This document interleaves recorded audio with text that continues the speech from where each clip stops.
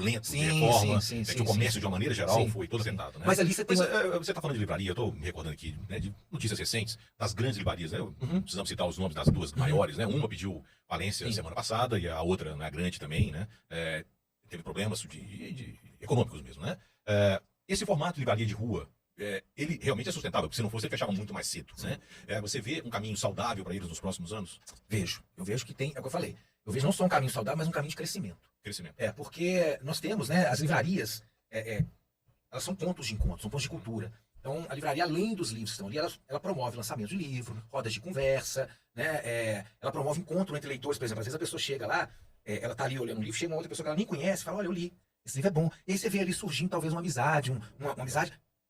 A Beatriz Mirra, que é uma contadora de história, musicista, né, ela sempre diz, né, ela diz que os livros, eles promovem encontros, e eu concordo com ela. Os livros promovem encontros, né? Eu estou aqui por causa dos livros, né? Eu fui a vários lugares, né? Depois que eu passei a trabalhar, né? Especificamente, essa é a minha paixão. Os livros me proporcionaram encontros maravilhosos, né? O Farelo, meu querido amigo Farelo, o Alfredo Lima, né? É Alfredo, mas eu só chamo de Farelo. Eu o conheci pela literatura. Eu conheci na PUC. Ele estava lá numa PUC aberta, eu estava no estande da filosofia. Alguém disse para ele, você tem que conhecer um cara que é da filosofia, que gosta muito de literatura e tal. E disseram para mim, você tem que conhecer um cara que tá aí, tá recitando poesia e tal. Ele foi me apresentar para ele. E aí ele chegou e falou, qualquer dia a gente manda uns versos aí e tal, junto. Eu falei, o que você tá fazendo aí? Eu falei, não, eu tô mandando. Eu falei, o que você quer mandar? Você quer o quê? Qual autor? Ah, vamos mandar o Augusto dos Anjos? Eu falei, bora mandar o Augusto dos Anjos. E saí mandando o Augusto dos Anjos. Eu falei, cara, você sabe, eu sei, cara, eu gosto de poesias. Augusto dos Anjos, Fernando Pessoa são autores que eu gosto, Clarice Lispector. Então tem trechos desses autores que eu sei, de memória mesmo, que eu sei, né, que tá gravado no meu corpo, na memória corporal. E quando grava na memória corporal, não sai mais. A memória corporal é uma memória que gravou, ficou, né? Não tem como sair. Então, assim, eu conheci por causa dos livros. Vários amigos e amigas que eu conheci por causa dos livros. Os livros me trouxeram amigos, né? Hoje, trabalhando numa livraria, né? Eu estou trabalhando em livraria desde 2020, né?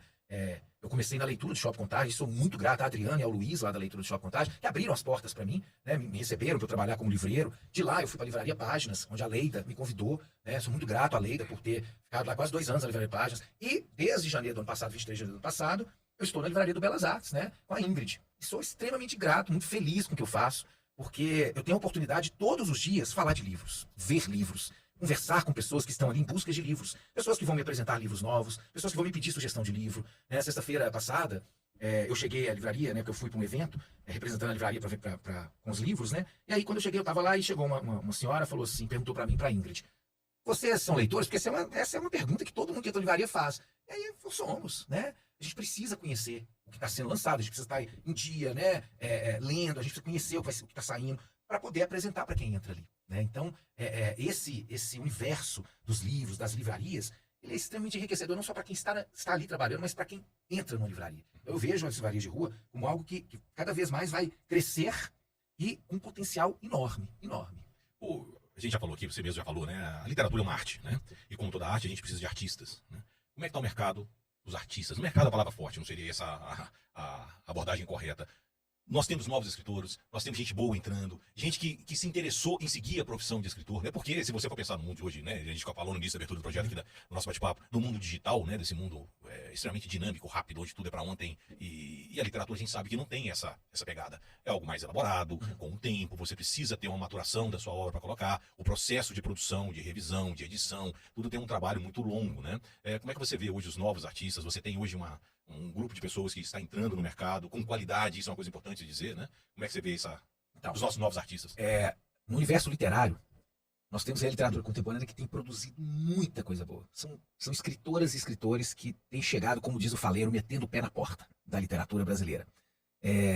Eu acredito que nós temos não só, né, autores, como temos editoras também, as pequenas editoras, né, que estão aí na batalha, né, que produzem, né, que têm uma preocupação em fazer chegar ao mercado, né, uma literatura que chegue até as pessoas e que as pessoas possam ler, né, e ter o prazer da leitura. Eu acho que assim, eu gosto de dizer que a literatura, como um todo, ela é entretenimento, né? As pessoas leem por entretenimento. A literatura não tem por obrigação, não tem como função ensinar nada ou fazer nenhum tipo de reflexão, né? A literatura é entretenimento. Mas eu vou te provocar.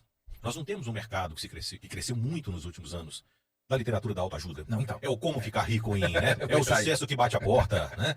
E a gente percebeu até em algumas livrarias, você entra nas grandes livrarias, você citou a leitura, na Saraiva, você entrava, e os principais livros, comercialmente colocando, eram os livros de autoajuda. Aqueles livros de sucesso, de carreira longeva, né?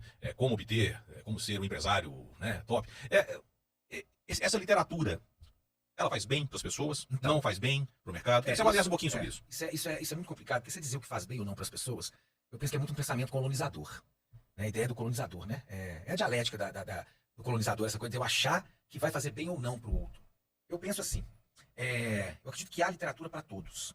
Tem pessoas que vão gostar, por exemplo, de ler Eliane Marx, tem pessoas que vão gostar do Eduardo Galeano, tem pessoas que vão gostar da Amélie Nothomb, tem pessoas que vão gostar de ler um livro teórico do Alexandre Amaro, Construir sobre Ruínas, tem pessoas que vão gostar de ler uma literatura japonesa, Yoko Gawa, né? Tem pessoas que vão pegar um livro como esse aqui, A Farmácia Literária, e vão dizer assim, pô, legal, aqui fala, que é um livro que fala de literatura, e aí de A a Z vai pegando todos os males, né? Para tudo tem um livro. Eu acho que tem literatura para todo mundo. Eu penso que todo leitor vai encontrar um livro. Sempre vai haver um livro esperando pelo leitor.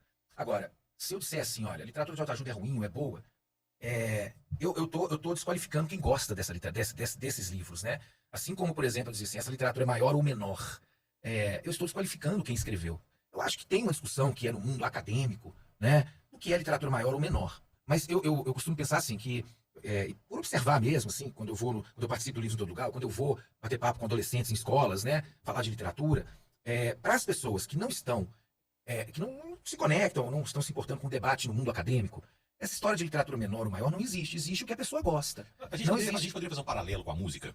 Se você pegar, por exemplo, artistas que estão na mídia, de uma certa forma, com produtos comerciais, com músicas comerciais, e você tem, em Minas Gerais, um celeiro de grandes músicos, né? Sim.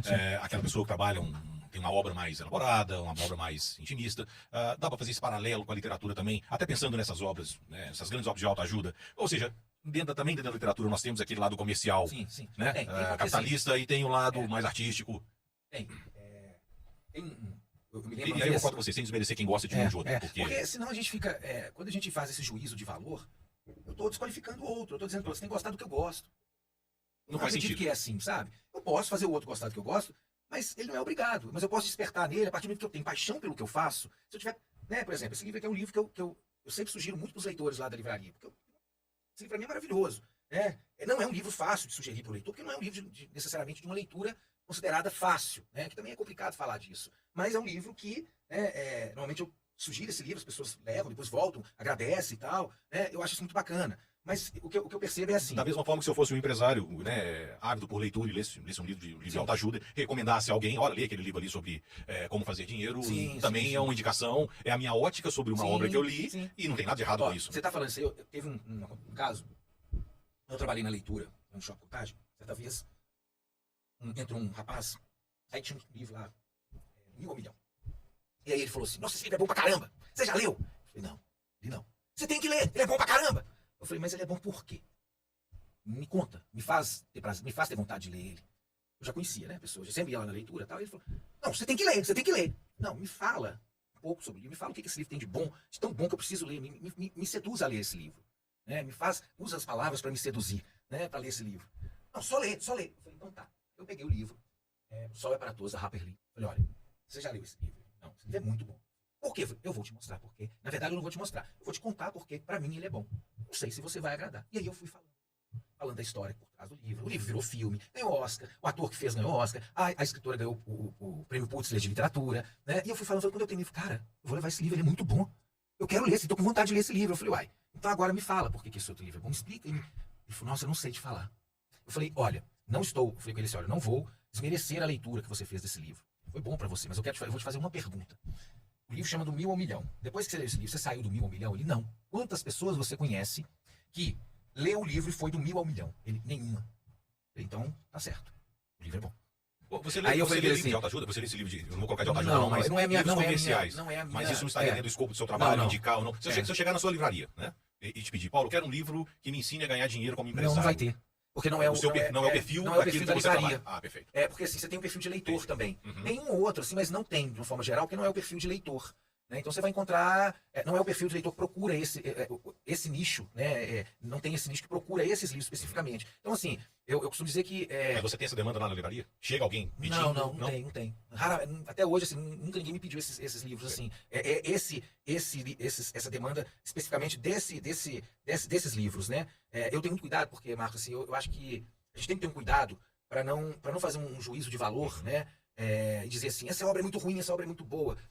Eu acho que, eu volto a dizer, eu acho que essa análise de obra ruim e boa, ele está no crivo de quem está academicamente estudando sobre isso. Eu, enquanto leitor, enquanto livreiro, eu posso dizer para uma pessoa, por exemplo, eu posso não ter gostado de um livro, mas isso não me impede de reconhecer a grandeza do escrito daquele escritor, daquela escritora. Não me impede de reconhecer o que há de bom naquela obra. E também não pode me impedir de fazer com que o leitor ou a leitora tenha a experiência dela com o livro. Porque se eu te privar da experiência com aquele livro, isso é muito complicado. Então, por exemplo, eu vim para você falar, não lê esse livro, é muito ruim. Eu estou te privando de uma experiência. Pode ter sido ruim para mim. Não significa que vai ser ruim para você. Senão eu volto a dizer, eu estou entrando na lógica de um pensamento colonizador. Eu quero que você pense como eu quero que você leia o que eu leio, eu quero que você goste do que eu gosto, eu quero que todo mundo leia. Ok, mas que leia o quê?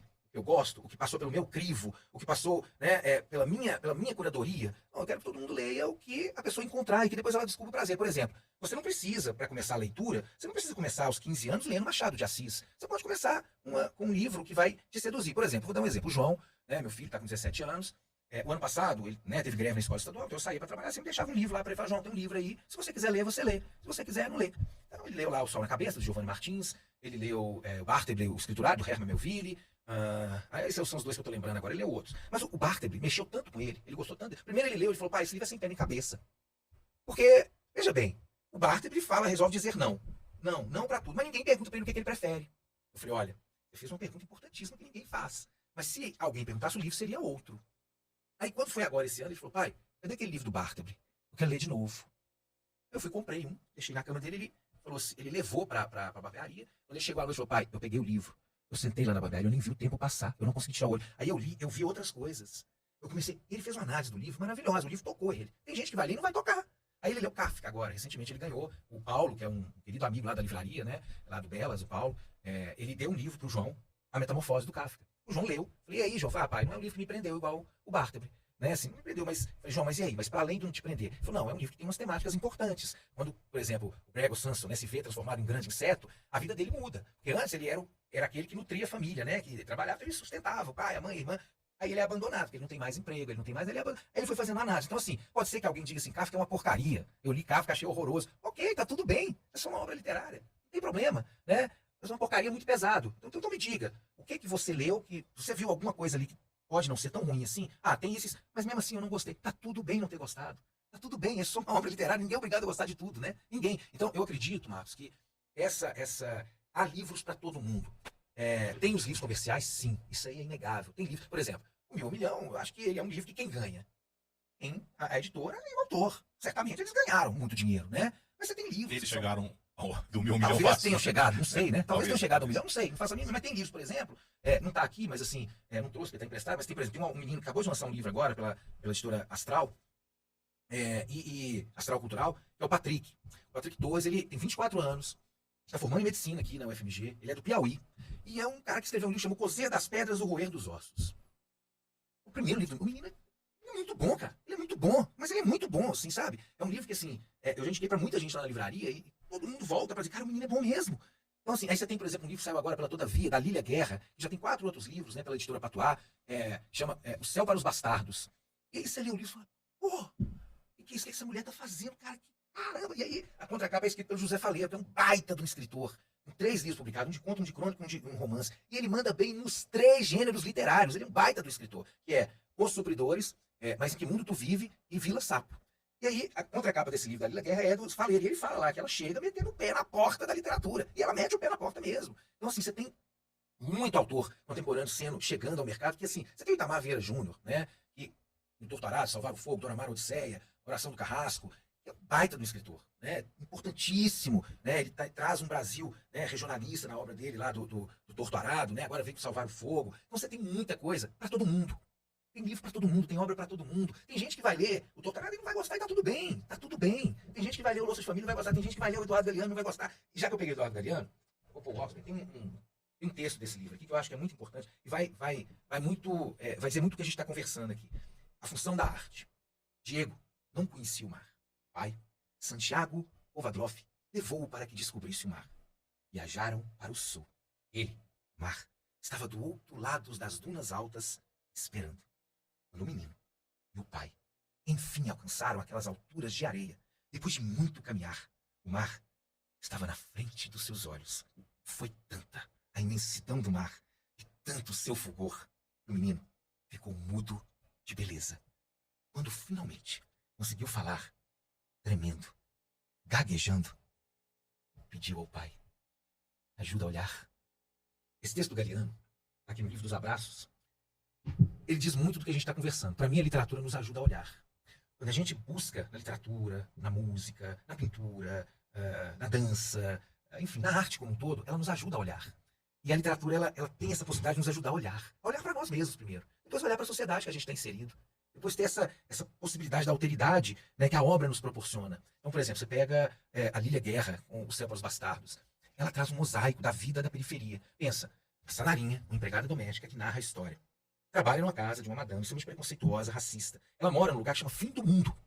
E aí ela traz a vida, ela vai narrando a história, a vida das pessoas que estão ali, que muitas vezes são invisibilizadas. Só que ela traz ali várias questões. Ela traz a questão do transporte público ali, junto ali, da dificuldade do transporte público para quem está morando na periferia, na favela. Ela traz a questão do saneamento básico, da educação, da segurança pública. Está tudo presente na obra dela de uma forma diluída nos diálogos. E aí você fala, caramba, aí alguém que não sabe disso, fala, pô, é a mesma coisa ao faleiro, mas em que mundo tu vive são crônicas. E é uma pergunta muito, muito importante, mas em que mundo tu vive? Porque tem pessoas que não conhecem a realidade de uma periferia. Tem pessoas que acham que vivem numa bolha tão grande e não conseguem. E aí quando lê um livro como o do Faleiro, fala, mas isso existe.